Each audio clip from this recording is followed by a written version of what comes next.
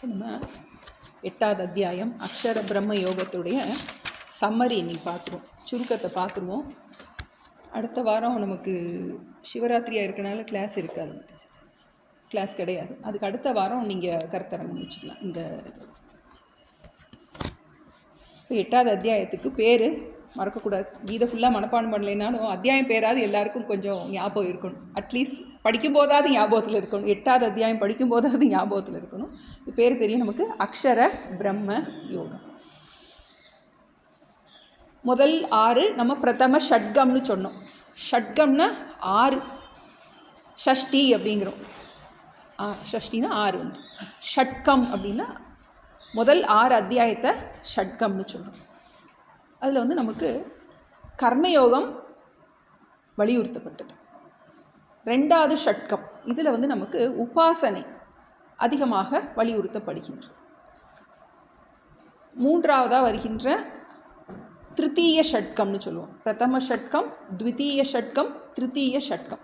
முதல் 6, 2வது 6, 3வது 6. கடைசியில் 3வது அந்த திருத்தீய ஷட்கத்தில் ஞான யோகம் நமக்கு ஆத்மா பற்றி நல்ல விளக்கமாக நமக்கு சொல்லப்படும். முதல் 6ல் நமக்கு ஆத்மாவை பற்றி முதல்ல எடுத்தோடனே பகவான் கிருஷ்ணர் உபதேசம் பண்ணிடுறார். 2வது அத்தியாயத்திலேயே எப்படி செய்தி சுருக்க மாதிரி சமஸ்த பகவத்கீதை எதை பற்றி சொல்ல போகின்றது அப்படின்னு தலைப்பு செய்திகள் மாதிரி என்ன பண்ணிடுறாரு, ஓப்பன் பண்ணோடனே தலைப்பு செய்தி மாதிரி தான் சொல்கிறார். பண்டிதாக ந அனுசோச்சந்தி, கவலைப்பட மாட்டான் ஞானி, கவலைப்பட மாட்டான். அதான் ஓப்பனிங் ஸ்டேட்மெண்ட். அர்ஜுனனுக்கு கொடுத்த முதல் உபதேசம் கவலைப்படாத. கீதை ஃபுல்லாக முடிக்கிறது கவலைப்படாமல் இருக்கிறதுக்கு, என்ன பிரச்சனை வந்தாலும் எப்படி கவலை இல்லாமல் இருக்கிறதுங்கிறதுடைய டெக்னிக்ஸும் டிப்ஸும் தான் ஃபுல்லாக கொடுக்குறார். முடிக்கும் போது அதே மாதிரி மா சுச்சகன்னு சொல்லி முடிக்க போகிறார் பகவான். கவலைப்படாத அப்படின்னு சொல்லிட்டு தான் முடிக்க போகிறார். பகவத்கீதை எதுக்காக படிக்கிறோம் அப்படின்னா, உலகத்தில் எல்லாரும் ஒரு போர்க்களத்தில் தான் வாழ்ந்துக்கிட்டு இருக்கோம். அந்த போர்க்களத்தில் எப்படி நம்ம கலங்காமல் போரிடுவது, யுத்யஸ்வ விகதஜ்வர அப்படின்னு பார்க்குறோம். விகதஜ்வரனா பதட்டம் இல்லாமல் நம்மளுடைய காரியங்களை பண்ணுறது.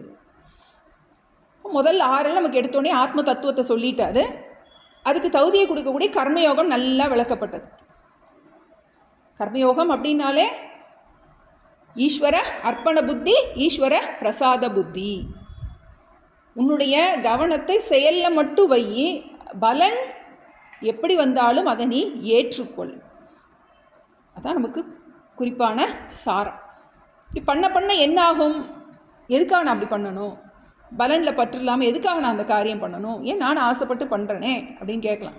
அவஸ்தைப்படு. அப்புறம் எதிர்பார்ப்பு இல்லாமல் நீ காரியம் பண்ணு. காரியத்தில் உன்னுடைய கவனத்தை வை, பலனில் பற்று இல்லாமல் பண்ணு. பலன் எதுவாக இருந்தாலும் ஈஸ்வரனுடைய பிரசாதமாக நீ என்ன பண்ணிரு, முழுங்கிரு. ஏற்றுக்கோன்னு என்ன அர்த்தம் நமக்கு, ஏன்னா நம்ம நினச்ச மாதிரி வராது. என்ன பண்ணுறோம், நம்ம அதை அப்படியே அக்செப்ட் பண்ணிடுறோம். இவ்வாறு பண்ணுறது எதுக்காக அப்படின்னா, உனக்கு ஞான யோகத்துக்கு போகிறதுக்குரிய தகுதி கிடைக்கும், ஆத்ம ஞானத்தை புரிஞ்சிக்கிற தகுதி கிடைக்கும் அப்படிங்கிறத முதல் 6ல் பார்த்துட்டோம். இப்போ 2வது 6 அது ஜீவஸ்வரூபம் நல்லா உபதேசிக்கப்பட்டது. ஆத்மானா என்ன, ஜீவன்னா என்ன அப்படிங்கிறத பார்த்தோம். நம்ம த்விதீய ஷட்கம் 7லிருந்து 12 வரைக்கும் உபாசனை ரொம்ப சொல்லப்படுகின்றது. ஈஸ்வர தத்துவம். உபாசனா அப்படின்னாலே என்ன அப்படின்னா, ஆசனம்னா அமர்வது, உபாசனம்னா அருகில் போய் அமர்வது. மானச வியாபாரம்னு சொல்லுவோம். உபாசனை அப்படின்னாலே மனசினால் செய்கின்ற ஒரு பயிற்சிக்கு பேர் உபாசனை. இப்போ நம்மளும் எப்போ பார்த்தாலும் ஏதோ மனசில் ஏதோ ஓடிக்கிட்டே கவலைப்பட்டுகிட்டே தான் இருக்குது. அதை நம்ம உபாசனைன்னு சொல்ல முடியாது. இறைவன் பக்கத்தில் நம்மளுடைய மனசை எடுத்து செல்வதற்கு பேர் உபாசனை. இப்போது நமக்கு இறைவனுடைய சிந்தனையிலேயே இருப்பதற்கு பேர் உபாசனை. இப்போ நம்ம பூஜை பண்ணுறோம், ஜபம் பண்ணுறோம், அதெல்லாம் நம்ம உபாசனைன்னு சொல்கிறது கிடையாது. இதில் மெயினாக வந்து தியானத்தை தான் அதிகமாக உபாசனைன்னு சொல்கிறோம். மனசில் இறைவனை ஆழமாக சிந்திப்போம். பாக்கியமாக இருக்கிற விஷயம் கிடையாது, ஆந்தரமாக நம்ம பண்ணுற இந்த தியானத்திற்கு, இறை சிந்தனைக்கு உபாசனைன்னு பேர். இப்போ இந்த உபாசனையில் நமக்கு எதுக்காக பண்ணுறோம், எதுக்காக தியானம் பண்ணுறோம் பகவானை அப்படின்னு 2 விதமான உபாசனை இருக்குது. ஒன்று சகாம உபாசனை, இன்னொன்று நிஷ்காம உபாசனைன்னு 2 இருக்கும். சகாமம்னா ஏதோ ஒரு விருப்பத்துக்காக என்ன பண்ணுறது, தியானம் பண்ணுறது. எனக்கு ஏதோ இதெல்லாம் பண்ணும்போது நிறைய சித்திகள்லாம் வரும். நமக்கு ராவணன் பார்க்குறோம், ஹிரண்யகசிப்பு பார்க்குறோம், கடவுளையே நேராக பார்க்க முடியும், என்ன வரங்கள்னாலும் பண்ண முடியும், நிறைய மேஜிக் மிராக்கள் எல்லாம் என்ன பண்ண முடியும், அடுத்தவங்க மனசை புரிஞ்சிக்க முடியும், நினச்சதை கொண்டு வர முடியும். இந்த மாதிரி சித்திகள் எல்லாம் பாசிபிள். இறைவனையே பார்க்க முடியும். இதெல்லாம் சகாம உபாசனை. இது என்ன கிடைக்கும் நமக்கு, நிறைய ஒரு எக்ஸ்ட்ராடினரி பவர்லாம் கிடைக்கும். நமக்கு என்ன நினைக்கிறோமோ இஷ்ட சித்தி கிடைக்கும். நமக்கு அஷ்டமாதி சித்திகள் சொல்லப்பட்டிருக்கு. என்ன வேணாலும் பண்ண முடியும், நம்ம நினச்சதை சாதிச்சிக்க முடியும். ஆனால் அது நமக்கு மோட்சத்தை கொடுக்காது. இப்போ நமக்கு நிஷ்காம உபாசனைன்னு 2வது பகவான் இதில் வலியுறுத்தி சொல்கிறது எல்லாம் இந்த 8வது அத்தியாயத்தில் சொல்கிறது ஃபுல்லாக நிஷ்காம உபாசனை. எந்த விதமான உலகியல் ஆசையும் இல்லாமல் இறைவனுக்காக தியானம் பண்ணுறது. இறைவனை தியானம் பண்ணுறது என்னுடைய இறைவனுக்காக நான் தியானம் பண்ணுறேன். எனக்கு இந்த உலகப் பொருள்லாம் வேண்டாம், எனக்கு போதும், எனக்கு இதில் எந்த விதமான மெட்டீரியல் பெனிஃபிட்டும் எனக்கு இல்லை. இவ்வளோ நாள் இறைவனை பயன்படுத்தி உலகம் எனக்கு லட்சியமாக இருந்துச்சு. இறைவனை பயன்படுத்தி என்ன பண்ணுறேன், உலகத்தில் இருக்கிற பொருள்கள் எனக்கு லட்சியமாக இருந்துச்சு. இப்போ எனக்கு இறைவனே லட்சியமாயிட்டார். அதுக்கு பேர் நிஷ்காம உபாசனை. இந்த சகாம உபாசனை நமக்கு ஆசையோடு பண்ணுற உபாசனையில் நமக்கு 2 விதமான பிரயோஜனம் கிடைக்கும். இகலோக சௌக்கியம் கிடைக்கும், பரலோக சௌக்கியம் கிடைக்கும்னு சாஸ்திரம் சொல்லுது. உனக்கு இங்கே நீ நினச்சதெல்லாம் கிடைக்கும். இன்னும் என்ன பண்ணலாம், நீயே ஸ்வர்கலோகம் போகலாம். நீ நினச்ச நேரம் எங்கே போகலாம், நீ டூர் போயிட்டு வரலாம் கொஞ்ச நாளைக்கு. அப்போது இகலோகத்துலேயும் உனக்கு சௌக்கியங்கள் நீ அனுபவிக்க முடியும், இறந்ததுக்கப்புறம் நீ பரலோகத்திலையும் அனுபவிக்க முடியும். எதனால், அந்த சகாம உபாசனை, காமியமாக செய்கின்ற உபாசனையினால். நிஷ்காமமாக பண்ணும்போது என்ன ஆகும் அப்படின்னா, உனக்கு ஆன்மீகத்தில் முன்னேற்றம் கிடைக்க தொடங்கும். உனக்கு கொஞ்சம் கொஞ்சமாக பக்குவம் வர தொடங்கும், கிளாஸ் எல்லாம் புரிய தொடங்கும். ஒரு மனசில் ஒரு நிறைவு வர தொடங்கும். நம்ம கடைசியில் எதுக்காக பார்க்குறோம் அப்படின்னா, பொருள்களை வச்சுக்கிட்டு கஷ்டப்பட்டுருக்கோம்.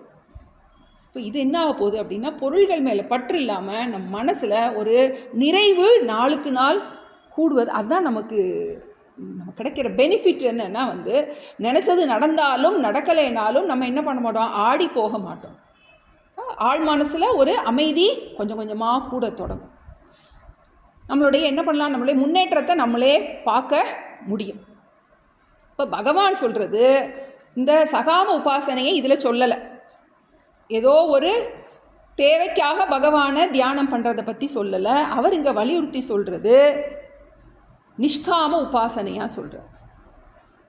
ஏன்னா பகவானுடைய நோக்கம் நம்மளை பிறவியிலிருந்து விடுவிப்பது, மீண்டும் பிறக்காமல் இருப்பதற்காக அந்த உபாசனையை தான் இவர் இங்கே வலியுறுத்தி சொல்கிறார். ஏன்னா நமக்கு இந்த 8வது அத்தியாயம் மட்டும் ஒரு டிஃப்ரெண்ட்டாக இருக்கும். 7, 9, 10, 11, 12 அதில் எல்லாமே அவர் நிஷ்காமமாக சொல்ல போகிறார்.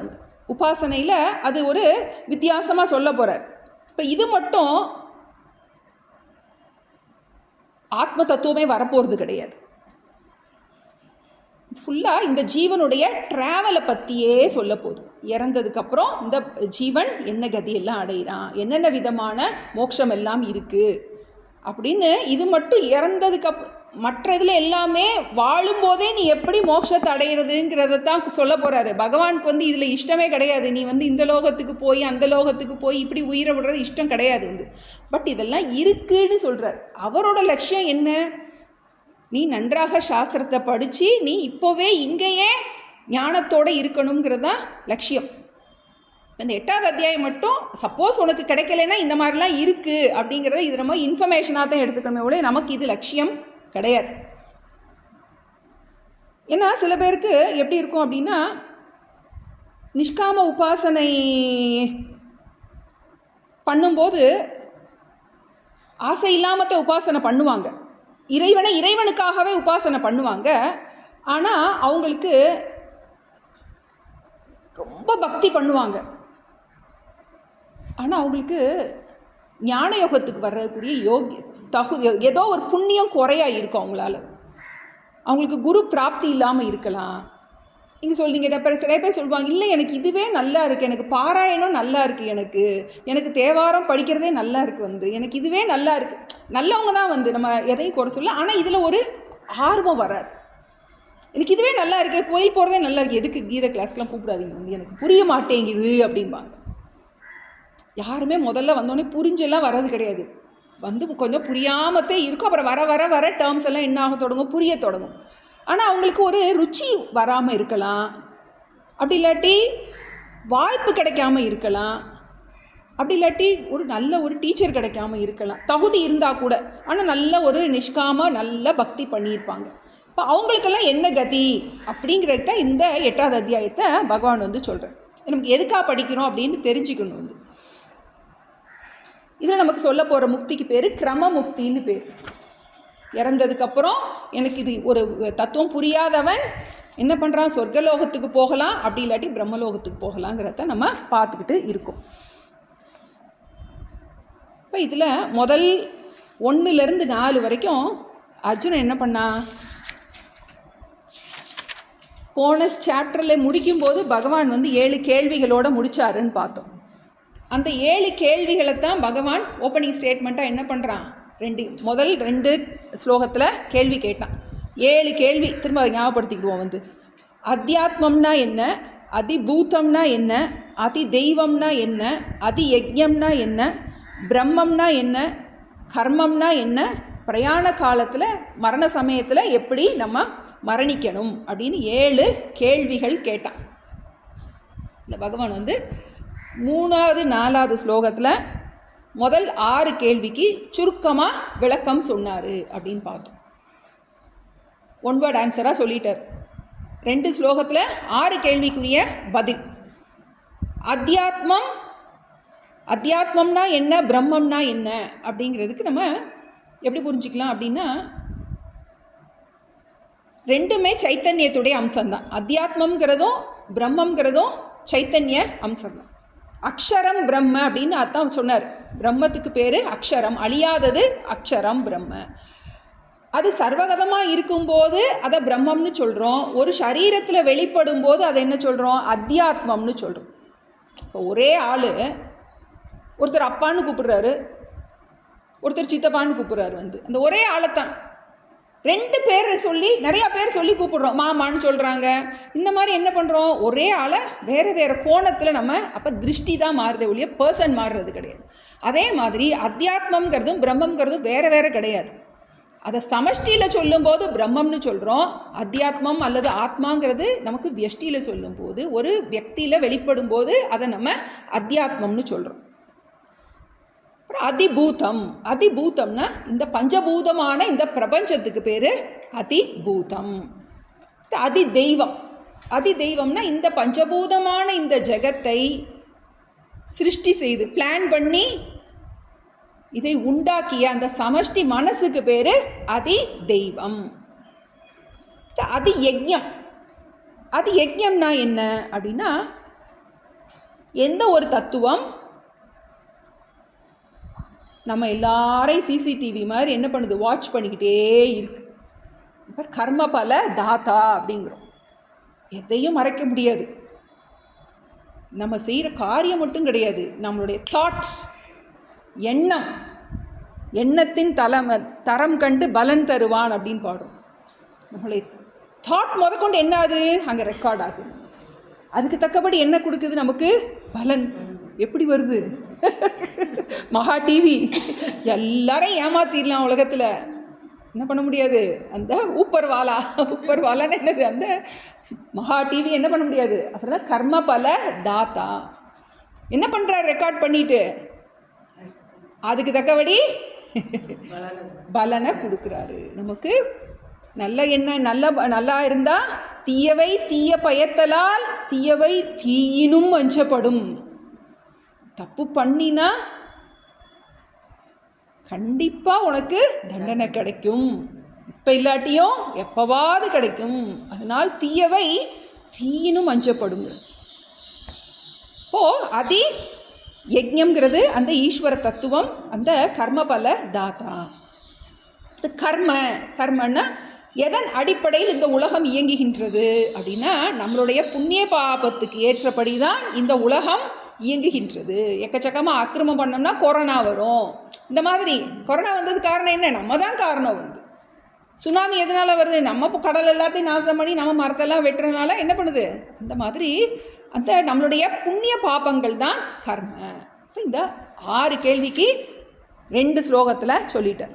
இப்போ 7வது கேள்வி என்னது? இந்த மரண கால இந்த ஸ்மரணம். அதுதான் இந்த அத்தியாயம் முழுசும் விளக்கமாக சொல்லப்படுகின்றது. ஏன்னா நமக்கு இந்த பிறவியோட அருமை நமக்கு தெரியணும். இன்னும் இவ்வளோ ஒரு அற்புதமான நமக்கு ஒரு பிறவி கிடச்சிருக்கு. பிறவி கொடுக்கப்பட்டதே எதுக்காக?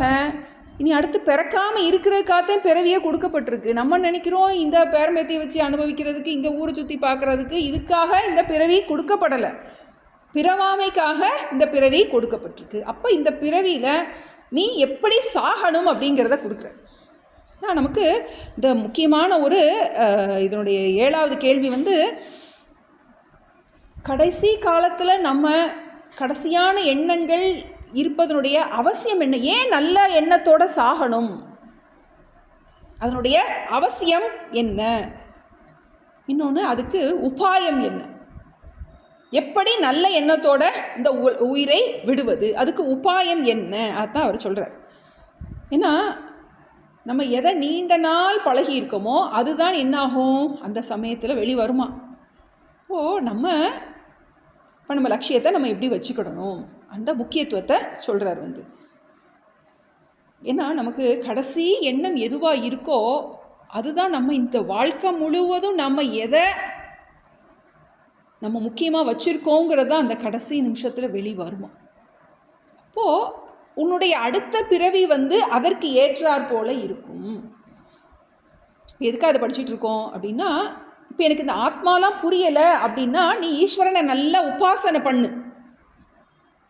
கிளாஸ் கேட்டு புரியலை அப்படின்னா என்ன பண்ணு? நீ உனக்கு இஷ்ட தேவதை எதுவாக இருக்கோ அதை நீ நல்லா உபாசனை பண்ணு. சதா அந்த ஸ்மரணையிலே இரு நீ. அப்போது உனக்கு நல்ல கதி கிடைக்கும் அப்படிங்கிறத தான் இதில் ஃபுல்லாக பார்த்துட்ருக்கோம். ஏன்னா நமக்கு இப்போவே ரொம்ப அபியாசம் பண்ணணும்.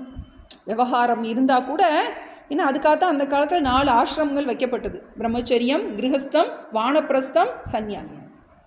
ஒரு பொறுப்பெல்லாம் என்ன பண்ணுறோம், அப்படி கொஞ்சம் கொஞ்சமாக ஹேண்ட் ஓவர் பண்ணிட்டு என்ன பண்ணுறோம், இனிமேல் என்ன பண்ணுறோம், போகிற வழிக்கு புண்ணியத்தை தேடு அப்படின்னு கேள்விப்பட்டிருப்போம். அந்த காலமாக சொல்லுவோம், போகிற வழிக்கு புண்ணியத்தை தேடு. இப்போது ஏன்னா நமக்கு வயசான காலத்தில் இப்போ நமக்கு நம்மளுடைய வில் பவர் ஸ்ட்ராங்காக இருக்கும். வயசான காலத்தில் நம்முடைய வாசனைகள் தான் அதிகமாக. ஏன்னா நிறைய பேர் நம்ம பார்ப்போம், இவங்களாம் அந்த காலம் சங்கத்துக்கெல்லாம் போனாங்களா, ஆனால் கடைசி காலத்தில் இப்படி இருக்காங்கன்னு அப்படிலாம் நம்ம பேர் வாங்கிடக்கூடாது. அப்போது நமக்கு இந்த ஸ்மரணைகள், ஈஸ்வர ஸ்மரணை நமக்கு நமக்கு வில் பவரோட நம்மளுடைய முயற்சியில் உள்ளே போட்டோம்னா அது என்னாகுமா, வெளியே வரும். கடைசி காலத்தில் அதுதான் பிரதானமாக மேலே வெளியே வரும். ஏன்னா நம்முடைய அடுத்த பிறவியை நிர்ணயிக்கின்றது நம்மளுடைய அந்த இருக்கும்போது நம்ம எதை நினச்சிட்டு இருக்கோமோ அது சம்பந்தமாக தான் நமக்கு வாழ்க்கை இருக்கும். இப்போ லாஸ்ட் தாட் நமக்கு ரொம்ப முக்கியம். சரி, அதுக்கு உபாயம் என்ன அப்படின்னா பகவான் சொல்லிட்டார் தஸ்மாத் சர்வேஷு காலேஷு மாம் அனுஸ்மர. எப்போ பார்த்தாலும் என்னையவே ஏன்னா எப்போ சாவேன்னு தெரியாது. அதனால ஒவ்வொரு நாள் இன்றைக்கி தான் என்னோடைய கடைசி நாள் நினச்சி, சாமி அடிக்கடி சொல்லுவாங்க இந்த வார்த்தைகள். பிழைச்சி கிடந்தா பார்ப்போம், அடுத்த நாள் இருக்குமான்னு தெரியாது, இன்றைக்கி கடைசி நாள் நீ நினச்சிக்கோ, அப்படின்னா நீ தப்பு பண்ண மாட்டே அப்படிம்பாரு. அப்போது தஸ்மாத் சர்வேஷு காலேஷு மாம் அனுஸ்மர. எப்போவுமே நீ இறைவனையே நினச்சிக்கிட்டு, அப்போ நீ எப்போ சாவேன்னு தெரியாது. அந்த டைமில் உனக்கு நல்ல ஒரு கதி கிடைக்கும். அதான் பார்க்கணும். நமக்கு பீஷ்மர் என்ன பண்ணுறாரு, கடைசியில் மரண படுக்கையில் இருக்கும்போது எல்லாரையும் போக சொல்லிவிட்டு கிருஷ்ணரை முன்னாடி நிற்க வச்சு, கிருஷ்ணரை பார்த்துட்டே நான் உயிரை விடணும் அப்படின்னு உயிரை விடுறாரு. அவ்வளோ பெரிய பீஷ்ம பிதாமகர். அவருக்கு இச்சா மிருத்யு, அவருக்கு பிரம்மச்சரிய பலம் இருந்ததுனால அவருக்கு நினச்ச நேரம் அவருக்கு உயிரை விடலாம்ங்கிற அவருக்கு அந்த சக்தி கிடச்சிருக்கு. இப்போது இதெல்லாம் நமக்கு உதாரணங்கள் இருக்குது. இப்போ நம்ம என்ன பண்ணலாம், நமக்கு நம்மளுடைய இந்த பிறவியில் அதிகமான டைம் நம்ம என்ன பண்ணலாம், நம்ம இந்த உபாசனைக்கு கொடுக்கலாம். இப்போ நமக்கு 5லேருந்து 7 வரைக்கும், 1லேருந்து 4 வரைக்கும் அந்த கேள்விக்கு முதல் 6 கேள்வியை முடிச்சிட்டாரு. அப்புறம் 5லேருந்து 14 வரைக்கும் இந்த கிரமமுக்தி, எப்படி இந்த உயிரை விடுறது. தஸ்மாத் சர்வேஷு காலேஷு மாம் அனுஸ்மர அப்படின்னார். எல்லா நேரமும் என்னையவே நீயே நினைத்து கொண்டு இருப்பாயாக அப்படின்னு சொன்னார்.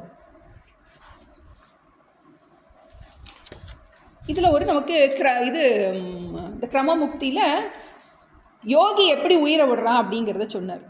அவன் என்ன பண்ணுறான், தன்னுடைய பிராணசக்தி எல்லாத்தையும் சேர்த்து அவன் உச்சந்தலைக்கு கொண்டு வந்து என்ன பண்ணுறான், ஓங்காரத்தை ஸ்மரணம் பண்ணிக்கிட்டு என்ன பண்ணுறான், அந்த கபாலத்தின் வழியாக தன்னுடைய பிராணனை வெளியே விடுறான் அப்படின்னு ஒரு விஷயம் சொன்னார்.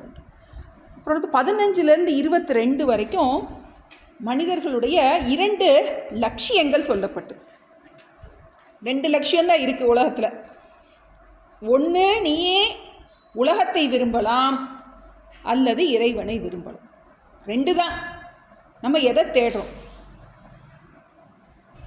ஒன்று, நிஷ்காமமாக இருந்தினா உனக்கு நீ இறைவன் லட்சியமாக இருப்பார். அப்படி இல்லைன்னா நீ சகாமமாக என்ன பண்ணுற இருந்தால் நீ உலகம்தான் உனக்கு லட்சியமாக இருக்கும். ஆனால் என்ன சொல்ல போகிறாரு கிருஷ்ணர், நீ எவ்வளவுதான் நீ புண்ணியம் பண்ணினாலும் ஞானம் வரல அப்படின்னா நீ திரும்ப மீண்டும் மீண்டும் பிறந்து இந்த சக்கரத்துக்குள்ளே சுற்றிக்கிட்டே தான் இருக்கணும் அப்படின்னு சொல்லிட்டு இந்த பிரம்மாஜியுடைய அந்த சஹசிரயுக பரியந்தம் அஹர்யத் பிரம்மனோ விதுகு ராத்திரி யுக சஹசிராந்தாம் தேகோ ராத்திர விதோஜனாகா அப்படின்னு அந்த சிருஷ்டியை சொன்னார். பிரம்மா முழிக்கும் போது என்னதான் உலகம் முழிச்சுக்கிடுது, பிரம்மா தூங்கும்போது சிருஷ்டி ஒடுங்கிடுது. இப்போ பிரம்மா முழிக்கும் போது என்ன ஆயிரும், நம்ம எல்லாம் ஜீவர்கள் எல்லாம் வெளியே வந்துடுறோம். அப்புறம் பிரம்மா தூங்கும்போது ஒடுங்கிடுறோம். ஆனால் பிரம்மா தூங்கி ஒடுங்கிட்டா உடனே உனக்கு மோட்சம்லாம் கிடச்சிடாது. அடுத்து முழிக்கும் போது என்ன பண்ணுவேன், நீ அடுத்து ஏதாவது ஈசலாவோ ஒரு என்னது கழுதையாவோ குரங்காவோ நீ மாறி என்ன பண்ணுறோம், நீ புல்லாய் பூடாய் புழுவாகி மரமாகி. இது நமக்கு சாஸ்திரத்தை நம்ம நம்புகிறோம். இப்போ உனக்கு ஞானத்தினால் மட்டும்தான் இந்த பிறவி சூழல்லேருந்து நீ வெளிவர முடியும். அதனால நீ என்ன பண்ணு, சகாம உபாசனையெல்லாம் பண்ணாத, நிஷ்காமத்துக்கு வான்னு சொல்கிற. நீ எவ்வளவுதான் நீ பல லோகங்களுக்கு போனால் கூட, நீ சொர்க்கலோகம் எந்த லோகத்துக்கு போனாலும் புண்ணியம் கரைஞ்ச உடனே திரும்ப நீ கீழே தான் வரணும். அதனால என்ன பண்ணு, நீ இந்த பிறவியிலேயே இப்போவே ஒழுங்கா இனிமேல் வரப்போகிற எல்லா சாப்டரையும் நல்லா ஆழமா படி அப்படிங்கிறதுக்கு ஒரு முகவுரையாக சொல்கிறேன். புரியலன்னு விட்டுறாத. இதுதான் மார்க்கம். உனக்கு டைம் இருக்குது. அதனால் என்ன பண்ணு, நீ சர்வீஸ் பண்ணிட்டு இருக்க, கர்மயோகம் பண்ணுறான். ஆனால் நீ உபாசனையும் சேர்த்துக்கோ, இறைவனையும் சேர்த்துக்கோ. இறைவனுடைய பக்தியை விடாமல் என்ன பண்ணு, இறைவனுடைய பக்தியை வளர்த்துக்கிட்டே வா. உனக்கு ஆத்ம தத்துவம் புரியலேனாலும் பரவாயில்ல, இதை நீ இறைவனை தஸ்மாத் சர்வேஷு காலேஷு மாம் அனுஸ்மர, இறைவனை நீ சகுணமாக உபாசனை பண்ணு அப்படிங்கிறார். உனக்கு எந்த ரூபத்தில், உனக்கு விஷ்ணுவா பண்ணணுமா, உனக்கு முருகனா பிடிக்குதா, விநாயகரா பிடிக்குதா, எந்த ரூபத்திலையாவது நீ உலகத்தை தியானம் பண்ணாத. என்ன பண்ணு, இறைவனையே நினச்சிக்கிட்டு அப்படிங்கிறதுக்கு. அதனால தான் அந்த காலம் பிள்ளைகளுக்கெல்லாம் கடவுள் பேரை சொல்லுவாங்களாம். அப்படியாவது கடைசியில் நாராயணா நாராயணா நாராயணா சொன்னீங்கன்னாவது என்னாது, உன் பிள்ளையை தான் சொல்லதா இருந்தால் கூட அது இறைவனுடைய பேராக இருக்குது அப்படிங்கிறதுக்காக பேர் அப்படி வச்சுருக்காங்க. நம்ம இப்போ கசு புசுன்னு நம்ம பேர் வைக்கிறோம். அப்புறம் என்னது, 2 விதமான லட்சியங்கள், 2 விதமான மனிதர்கள். சகாம உபாசனை பண்ணுறாங்க, நிஷ்காம உபாசனை பண்ணுறாங்க. அப்புறம் 23லேருந்து 27 வரைக்கும் அந்த 2 லட்சியத்துக்கு மனிதர்கள் இருக்காங்க. அவங்க போகிற பாதை சொல்லப்பட்டது. இறந்ததுக்கப்புறம் யார் யார் எந்தெந்த ரூட்டில் போகிறாங்க. யார் ஒருவன் நல்லவனாக இருக்கான், நிறைய பஞ்சமகா யஜ்ஞங்கள் பண்ணுறான், ஆனால் அவனுக்கு ரொம்ப பக்தி ரொம்ப இல்லை, அப்படிப்பட்டவன் கிருஷ்ணகதியில் போகிறான் அப்படிங்கிறார். அந்த தேவதைகள்லாம் சொல்லப்பட்டது. 6 தேவதைகள், 6 எத்தனை தேவதைகள் பாதையில் இருக்காங்க அப்படிங்கிறத பார்த்தோம். 24 5 தேவதைகள், 5 தேவதைகள் இருக்கும் அந்த பாதை. யார் ஒருத்தர் உபாசனை மட்டும் பண்ணுறான், இது கர்மயோகமாக மட்டும் பண்ணுறானோ, உபாசனை இல்லாதவன் இருட்டு பாதையில் போகிறான், நல்லவனாக தான் இருக்கான். அவன் என்ன பண்ணுறான், மேலுலகத்துக்கு தான் போகிறான். அவன் கீழுலகத்துக்கு போகல, மேலுலகத்துக்கு தான் போகிறான், சொர்க்கத்துக்கு தான் போகிறான். ஆனால் அவனுடைய பாதை இருட்டாக இருக்குது. எதுக்காக இருட்டாக இருக்குதுன்னு சொல்லப்பட்டது அப்படின்னா, அவன் சொர்க்கத்தில் இருந்துட்டு கொஞ்ச நாள் திரும்பி வந்தாகும். புண்ணியத்தை எல்லாத்தையும் நல்லவனாக இருக்கான்.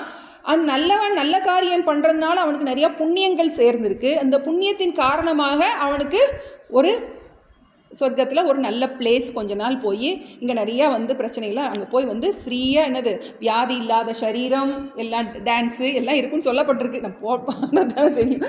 அப்போது அந்த மாதிரி கொஞ்ச நாள் இருந்துட்டு என்ன பண்ணிடுறான், திரும்பி வந்துடுறான். அதுக்கு பேர் என்ன சொல்கிறோம், கிருஷ்ணகதி அப்படிங்கிற. அது இருட்டு பாதை. அப்படி இல்லாமல் இன்னொருத்தன் நன்றாக உபாசனை பண்ணியிருக்கான். நல்ல உபாசனை பண்ணி சாகும்போது நல்ல சம்ஸ்காரத்தோடு அவன் இறக்குறான். இப்போ சில நேரம் உங்களுக்கு டவுட் வரலாம், இப்போ கோமாலெல்லாம் இருக்காங்க அப்படின்னா அவங்க எந்த தாட்டில் இருப்பாங்க, இல்லை குறுக்கு கேள்வியெல்லாம் நிறைய பேர் கேட்பாங்க. அப்போது எந்த சம்ஸ்காரம் நீ அதிகமாக இருக்கோ அதனுடைய ஆழ் மனசில் அது இருக்குமா, வெளிவல்லேனாலும் ஆழ் மனசில் இருக்கும். அந்த ஆழ் மனசில் இருக்கிற அந்த விஷயத்தை வச்சு அங்கே தான் நம்ம சிசிடிவி கேமரா இருக்கே அவர் என்ன பண்ணுவார், அதுக்கு தக்கபடி உனக்கு கதி கிடைக்கும். அப்படிப்பட்டவன் நன்றாக உபாசனை பண்ணுறவன், நன்றாக இறைவனையே நினச்சிக்கிட்டு இருக்கான். அப்படிப்பட்டவன் என்ன பண்ணுறான், அவனுக்கு சுக்லகதி கிடைக்குது. வெளிச்சப்பாதையில் அவன் போகிறான். எங்கே போகிறான், பிரம்மலோகத்துக்கு போகிறான். பிரம்மலோகத்தில் போய் அவனுக்கு அங்கே ஆத்ம தத்துவம் புரிகின்றது அவனுக்கு. ஏன்னா அங்கே இருக்கிற ஸ்பெஷல் எக்யூப்மெண்ட்ஸ் இருக்குது இங்கே புரியாதது அங்கே புரிகின்றது. அதனால் அவன் என்ன பண்ணுறதில்ல, மீண்டும் திரும்பி வர்றதில்லை. அவன் மோட்சத்தை அடைகின்றான்.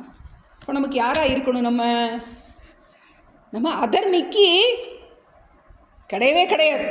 அதுக்கு பேர் அதோகதின்னு பேர் அதோகதி. இப்போ நம்ம பண்ணுறது கிரமமுக்தியாக நமக்கு உபாசனை பண்ண போகிறோமா, பிரம்மலோகம் போகிறோமா, ஸ்வர்கலோகம் போக போகிறோமா, இது நம்மளுடைய சாய்ஸில் இருக்குது. அதனால தான் முதலே வார்ன் பண்ணிட்டாரு, நீ சொர்க்கலோகம் போனீங்கன்னா திரும்ப திரும்ப பிறக்கணும். அதனால என்ன பண்ணு, உபாசனைக்கு வந்துடு. நீ இறைவனை நன்றாக உபாசனை பண்ணு. ஏன்னா இனிமேல் அடுத்து உபாசனை எப்படி பண்ணுறதுன்னு ஃபுல்லாக சொல்லிக் கொடுக்க போகிறார். சரி, உபாசனைங்கிறாரே, எப்படி உபாசனை பண்ணுறது அப்படின்னா, எப்படி இது வரைக்கும் நீ ஒரு ரூபத்திலேயே பார்த்துருந்தே இல்லையா, அதை பூரா இனிமேல் விஸ்வரூபம் காட்ட போகிறார் பகவான் அர்ஜுனனுக்கு. நான் தான் எல்லாமா இருக்கேன் அப்படின்னு அந்த உபாசனை மெத்தடெல்லாம் சொல்லிக் கொடுக்க போகிறார். அதுக்கு முன்னாடி இந்த உபாசனை ஏன் பண்ணணும்னு சொல்லணும் இல்லையா, அதுக்காக தான் அந்த சாப்டர். ஏன்னா நீ என்ன ஆயிரும், திரும்பவும் சீனே புண்ணிய மத்தியலோகம் விஷயத்தின்னு என்ன பண்ணக்கூடாது, அங்கேருந்து நேராக சொர்க்கலோகத்துலேருந்து நேராக போய் என்ன பண்ண, பாம்போ பள்ளியாவோ பிறந்துடக்கூடாது நமக்கு. அதனால நீ என்ன பண்ணு, இந்த பிரம்மலோகத்துக்கு போயிரு அப்படின்னு ஒரு ஆழமான விஷயத்த சொல்கிறார். இப்போ நமக்கு இதில் ஒரு சாய்ஸ் இருக்குது, நமக்கு எதை நம்ம எடுக்கலாம். இன்னொரு ரொம்ப ஆழமாக படிக்கிறவங்களா இருந்தால் ஒரு கேள்வி உங்களுக்கு வரலாம். இப்போ முன்னாடி ஒரு 6வது அத்தியாயத்தில் நம்ம ஒரு யோக பிரஷ்டன்னு படித்தோமே. யோக பிரஷ்டன்னா யார், சாதனையில் போயிட்டு இருக்கும்போது பாதியிலேயே விட்டுட்டான். அவன் என்ன பண்ணுறான், திரும்பவும் பறக்கிறான், ஞான நிலைக்கு வர்றான். இப்போ இங்கே என்ன படிக்கிறோம் நம்ம, கடைசி நிமிஷத்தில் அவன் கிளாஸுக்கு கூட ரொம்ப போகாதவன் என்ன பண்ணுறான், அவன் அங்கே போய் பிரம்மலோகத்தில் போய் மோட்சம் அடைஞ்சிட்டு ஓடிடுறான். இவன் கிளாஸுக்கெல்லாம் போயிருக்கான், நிதித்தியாசனம் மட்டும் என்ன பண்ணலை, இவனுக்கு ஒர்க் ஆகலை. இது ரொம்ப ஓர வஞ்சனையாக இருக்கே அப்படின்னு ஒரு கேள்வி வரலாம். நான் இந்த எந்த சாமிகிட்டே கேட்கல, என்னுடைய ஏன்னா நம்ம ஏற்கனவே பார்த்தோம், இந்த யோக பிரஷ்டன் தான் இந்த சாஸ்திரத்தை காப்பாற்றி கொடுக்குறான். திரும்பவும் அந்த யோக பிரஷ்டன் பிறந்து வந்தால் தான் சாஸ்திர சம்பிரதாயம் இருக்கும். காப்பாற்றி கொடுக்கறதுக்காக அந்த சம்ஸ்காரத்தோடு இருக்கின்ற ஒரு ஆதிசங்கரோ ஒரு ரமண மகரிஷியோ நம்மளுடைய குருமார்களோ எல்லாரும் யோக பிரஷ்டர்களாக இருந்து சம்பிரதாயத்தை காப்பாற்றி கொடுக்கறதுக்காக அவங்க பிரம்மலோகத்துக்கு போகாமல் என்ன பண்ணியிருக்காங்க, அப்படி நம்ம எடுத்து கொள்ளலாம். ஏன்னா நமக்கு ஒரு கேள்வி வரும் நமக்கு, இப்போ யோக பிரஷ்டன் கதி என்ன வந்து அவன் நேராக அப்போ போயிடலாம். அவன் அவங்களுக்கு இந்த கருணையினால் அவங்க இந்த உலகத்தை உய்விப்பதற்காக இறைவனோட திட்டத்தில் இந்த மாதிரி இருக்கிறதா நம்ம எடுத்து கொள்ளும். இது முக்கியமாக இந்த அத்தியாயம் எதுக்காக சொல்லப்படுது அப்படின்னா, நீ அடுத்து உபாசனை நீ ஒழுங்காக கவனி. இவ்வளோ நாள் புரியலன்னா பரவாயில்ல, முதல்ல 6 அப்படியே எப்படியோ கஷ்டப்பட்டு படிச்சுட்டு ஏதோ கிளாஸ் சொல்கிறாங்க, அப்பப்போ ஆத்மான்னு சொல்லும்போது புரிய மாட்டேங்குது, பிரம்மம்னு சொல்லும்போது புரிய மாட்டேங்குது அப்படின்னா பரவாயில்ல. இந்த 2வது ஷட்கம் உனக்கு புரியும். இறைவன் தான் எல்லாமாக இருக்கின்றார். சூத்திரே மணிகணா இவ சொன்னால் புரியுது இல்லையா? ரசோகம் அப்சு கௌந்தேய, தண்ணியில் சுவையா நான் தான் இருக்கேன், பூல மனமா நான் தான் இருக்கேன், நெருப்பில் சூடா நான் தான் இருக்கேன், பாரு எதெல்லாம் இருக்குதோ எதெல்லாம் சிறப்பு இருக்கோ அதெல்லாம் நான் தான் இறைவன் சொல்கிறார். அதே மாதிரி இப்போ இந்த உபாசனை மெத்தட் சொல்லி கொடுக்க போகிறார்.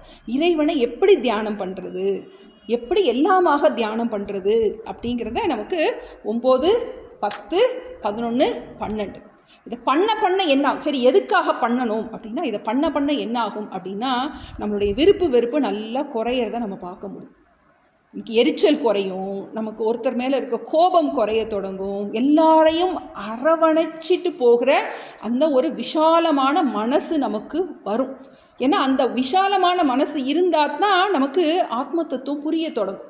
இப்போ நம்ம புரியாமல் இருக்கிறதுக்கு காரணம் நம்ம ஒரு குறுகிய மனசோடு இருக்கோம் நமக்கு. அப்போ அதனால என்ன பண்ண போகிறார், நம்ம குறுகிய மனசை என்ன பண்ணுறாரு, இந்த எலாஸ்டிக்கை விரிச்சு விட்டது மாதிரி என்ன பண்ண போகிறாரு, எல்லாம் இறைவன் தான், தூணிலும் இருப்பார் துரும்பிலும் இருப்பார், உலகம் வேறு அம்மையப்பன் வேறு அல்ல அப்படின்னா படிச்சிருக்கோம். குட்டி குட்டியாக கதையெல்லாம் படிச்சிருக்கோம். யாதுமாகி நின்றாய் காளி, தீக்குள் விரலை வைத்தால் நந்தலாலா, காக்கை சிறகினிலே நந்தலாலா, எல்லாற்றுலையும் இறைவனை எப்படி பார்க்கறது அப்படிங்கிற அந்த உபாசனை நமக்கு ரொம்ப ரொம்ப அவசியம். ஏன்னா நம்ம எல்லாருமே உத்தம அதிகாரியாக வர்றது கிடையாது. யாருக்குமே எடுத்தோன்னெலாம் ஆத்மா புரியாது. ஆத்மாங்கிற வேர்டை கேட்டாலே பயமாக தான் இருக்கும், ஒன்றுமே புரியாத மாதிரி இருக்குது. ஆத்மான்னு சொல்கிறாங்களே, அது எப்படி லைட்டு மாதிரி இருக்குமா, கண்ணை மூடினா தெரியுமா, இப்படி எல்லாம் கேள்வி நமக்கு வரும். முதல்ல இந்த டவுட்டோடே தான் இருக்கும். ஏதோ போகிறோம், ஏதோ கொஞ்சம் புரியுது, கிளாஸ் கொஞ்சம் நல்லா இருக்குது, ஏதோ ஒன்று கடவுள் செயலில் எல்லாத்தையும் கர்மயோகம்னு சொல்கிறாங்க, ஈஸ்வர அர்ப்பண புத்தி, எதை எதிர்பார்க்காதன்னு சொல்கிறாங்க அப்படிங்கிறது கொஞ்சம் புரிய தொடங்கும். இந்த உபாசனை பண்ணும்போது நமக்கு இன்னும் ஆழமாக மன நிறைவு கிடைக்க தொடங்கும். ஆத்மா புரியறதெல்லாம் இருக்கட்டும், நமக்கு எல்லாரையும் ஏற்றுக்கொள்வோம். எல்லா சிச்சுவேஷன்ஸையும் என்ன பண்ண முடியும், நம்மளால் இறைவனுடைய பிரசாதமாக ஏற்றுக்கொள்ள முடியும். சுகத்தையும் துக்கத்தையும் சமமாக பாவிக்க முடியும். யார் மேலேயும் ரொம்ப என்ன இருக்காது, அந்த ஒரு வெறுப்பு வராது. எல்லாரையும் இறைவனாக பார்க்க பழக்க போகிறார். இந்த அடுத்து வர சாப்டரில் எல்லாரையும் எப்படி இறைவனாக பார்க்க பழகுவது, இறைவனுடைய கருணையினால் நம்ம அடுத்த கிளாஸு கருத்தரங்கமாக வச்சுக்கிடுவோம். நமக்கு இதனுடைய இதெல்லாத்தையும் பார்த்துட்டு அடுத்த வாரம் சிவராத்திரிங்கிறனால கிளாஸ் இல்லை, அதுக்கு அடுத்த வாரம் நம்ம பார்ப்போம். பிரபன்ன பாரிஜாதாய தோத்ரவேத்ரேகபானயே ஞானமுத்ராய கிருஷ்ணாய கீதாமிருததுஹே நமः. ஓம் சர்வே பவந்து சுகினः, சர்வே சந்து நிராமயாः, சர்வே பத்ராணி பஷ்யந்து, மா கஷ்சித் துக்கபாக் பவேத். ஓம் சாந்தி சாந்தி சாந்திஹி. ஹரிஹி ஓம். ஸ்ரீ குருப்யோ நமः. ஹரிஹி ஓம்.